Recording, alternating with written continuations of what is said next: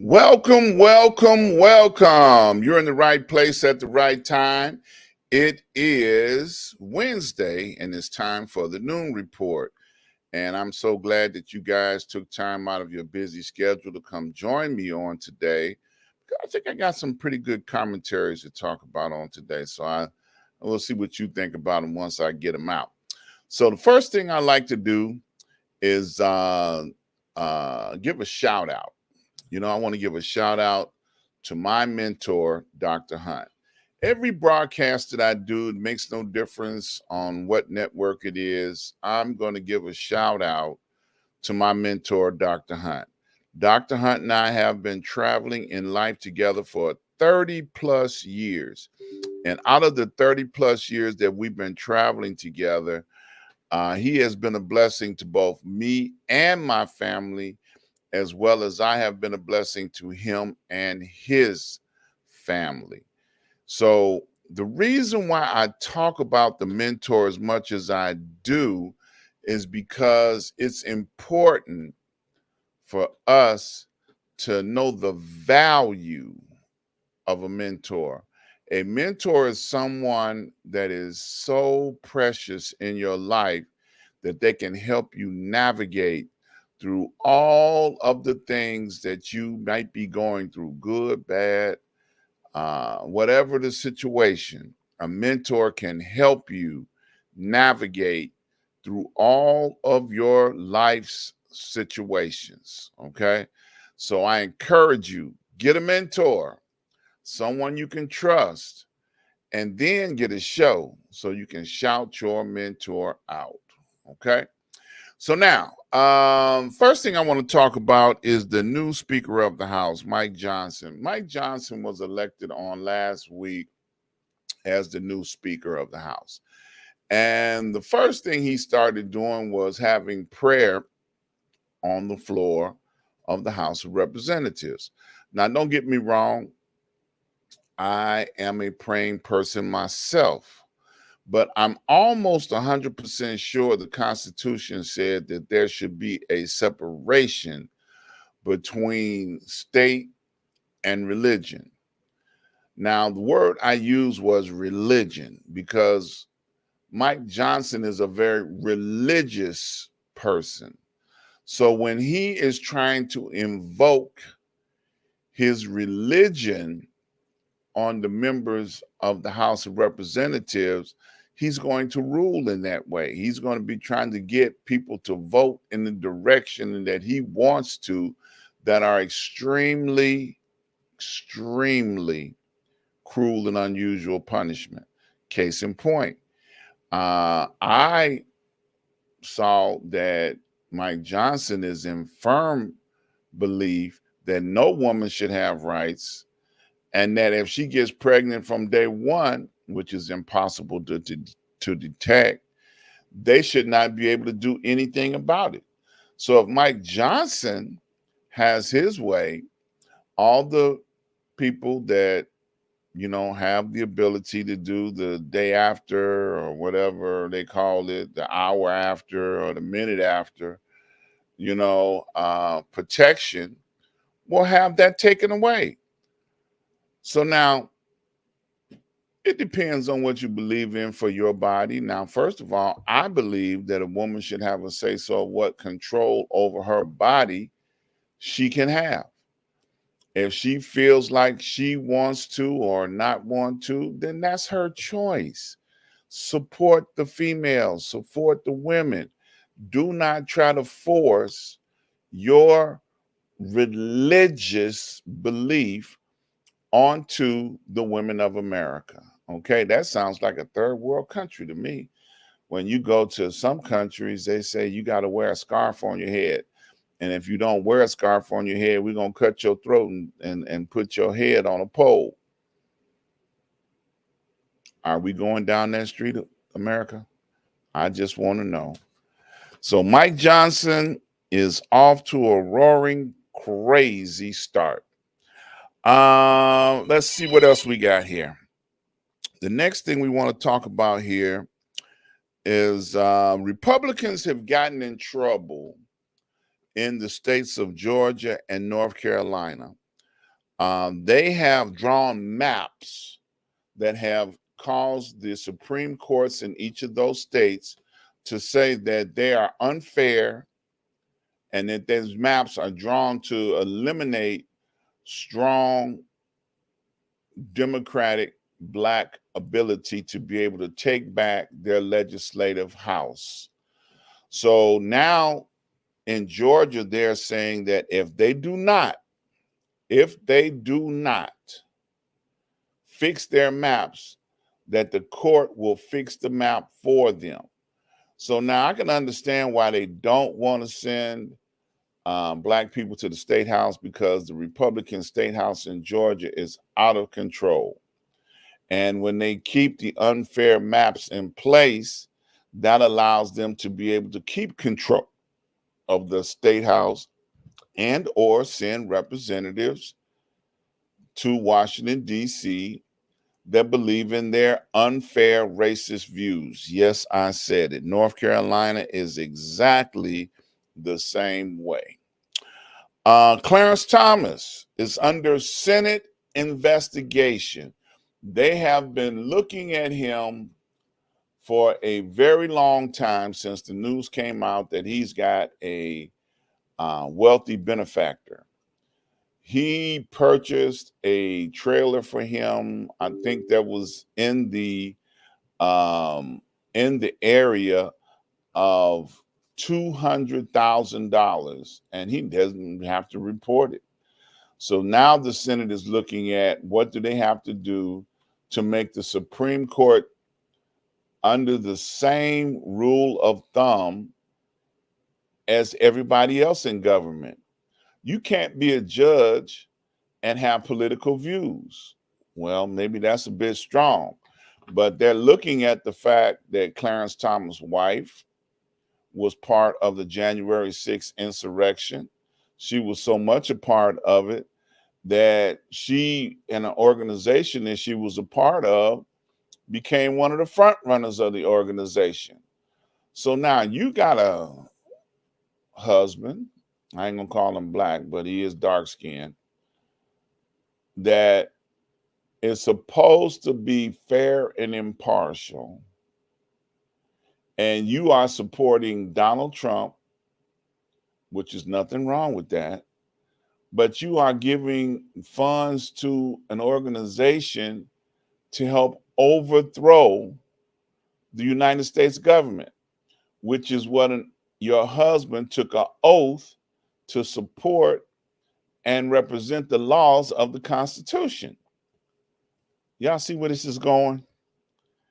You know, his wife should have been in jail a long time ago. She should have been brought up before the January 6th committee, before the January 6th committee was ended, just to hear her rant and rave about what she believed Donald Trump is doing for her. All right. Man, I got a lot of stuff to talk about with Donald Trump on today. Donald Trump, there's a trial underway in 6 states on whether Donald Trump can be on the ballot in those 6 states. Well, they're going by the Constitution that says anybody that's part of an insurrection cannot be on the ballot. So that's what they've been talking about. You know, well, look, he was definitely part of the insurrection. They used his own words in the speech to prove that he was part of the insurrection. So now they're saying, well, he's not even eligible to be on the primary ballot. So we don't even have to use him as a front runner, quote unquote, as he says he is. I'm out so far ahead of everybody. You know, I will beat everybody. I'm going to beat everybody. That's his words. You know, but if you can't beat nobody if you're on the ballot, unless you're going to be a write-in vote. So, and then you won't have delegates to vote for you, because write-in votes don't have delegates. So it's crazy that 6 states right now are taking this to court to find out, do we even have to put him on the ballot? That's what I'm talking about. Let's take this to where it needs to go. Let's get this party started. Let's put him in check so that he can understand that he's not even eligible eligible to be on the ballot. All right. There's a gag order on Donald Trump. There's a gag order. First it came off, then it came back on because Donald Trump violated the gag order, the hour, the minute, the second that the gag order came back. Oh, it came off, then it came back on. So on his, Truth Social network, which is far from the truth, he started threatening people, which was against the order of the court. Now, they have ordered him again to stop talking about threatening people. There have been folks that have been trying to follow and carry out those threats. His minions, his demons, whatever you want to call them, people that are brainwashed who drank the Kool-Aid, are trying to kill on his say-so, on command. Kill, kill, kill. All right, where they at? Okay? So that's a problem. It's a problem for the court, witnesses, everybody that's involved in the trials. It's a problem. So they have been trying to get Donald Trump to stop with these threats because people ain't got good sense. Okay? Let's stop doing this. And he still went out there and did it again. Now, Eric Holder, former Attorney General for the United States, chimed in on this comment. He said, more than likely the judge can't put him in jail, but they can't offer stiff fines. I mean, he's being very realistic about it. Of course, everybody would love to see Donald Trump do the perp walk, but he can't do the perp walk. I mean, Secret Service, all this, the logistics of putting him in jail is totally insane right now. So he was saying that they can offer stiffer fines, and I would like to see him start whacking them with 100,000, 200,000, maybe even, $500,000 fines to try and get him to understand that this is real, because he doesn't think it's real. They gave him a $10,000 fine for violating the gag order, which wasn't even a good slap on the wrist. He probably burns that up, hanging out on the golf course. So that's not a good thing. Okay, trying to whack him with fines right now is not a good thing. Not if they're going to be like $5,000, $10,000. See, that would cripple me. That would make me get some get right, but not somebody else, because I'm like, I ain't got $10,000, and I ain't going to give you no $10,000 if I had it. So bottom line is, you got to start whacking him with hundreds of thousands of dollars if you want him to, stop doing what he's doing. Now, they brought his children into court so that they can try and get to the bottom of some of these lies that they have been telling as a business and a family. So can't nobody say, I did it, or he did it, or he made me do it, because they're all there now.